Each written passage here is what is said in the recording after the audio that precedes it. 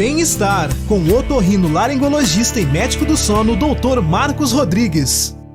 Pessoal, hoje nós vamos falar sobre um ditado que incomoda algumas pessoas. Deus ajuda a quem cedo madruga. Isso é realmente verdade? Vamos ver depois da nossa vinheta.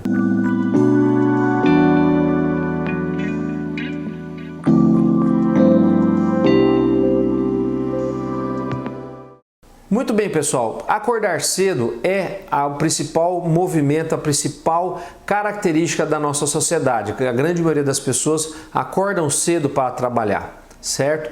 Isso é determinado por um ritmo biológico. Nós temos no nosso cérebro uma coisa chamada ciclo circadiano, tá? Que é como o nosso cérebro cicla a cada 24 horas. Basicamente, nós temos um período de sono e um período de vigília, que é o período quando nós estamos acordados.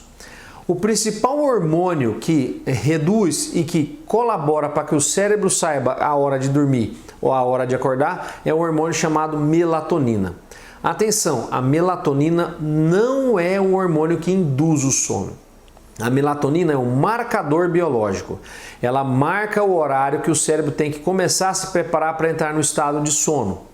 E o estado de sono não é simplesmente um desligamento do cérebro. Algumas áreas do cérebro vão estar ativas durante o sono e outras vão estar desligadas.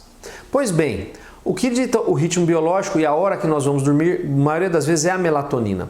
A melatonina na maioria das pessoas normais, ela é liberada em torno das 10, 10 e meia da noite. E nós vamos entrar no sono, na maioria das pessoas, entre 11 e 11 e meia e dormir mais ou menos lá umas 8 horas até umas 6 e meia, 7 horas. Esse é o padrão da grande maioria das pessoas. Porém, algumas pessoas têm a liberação atrasada da melatonina, por isso que a gente chama de fase atrasada do sono. Por quê? Essa pessoa ela vai liberar a melatonina mais tarde, por volta da meia-noite, 1 da manhã, 2 da manhã, certo? Então essa é aquela pessoa que tende a dormir tarde e acordar tarde. Quantas pessoas você não conhece, se não você mesmo não tem essa característica? Prefere dormir tarde e acordar tarde. O que acontece? Ao longo da vida, essa pessoa sempre foi obrigada, a maioria das vezes, a dormir fora do seu horário normal. Então ela vai ser obrigada a dormir mais cedo porque tem que acordar mais cedo.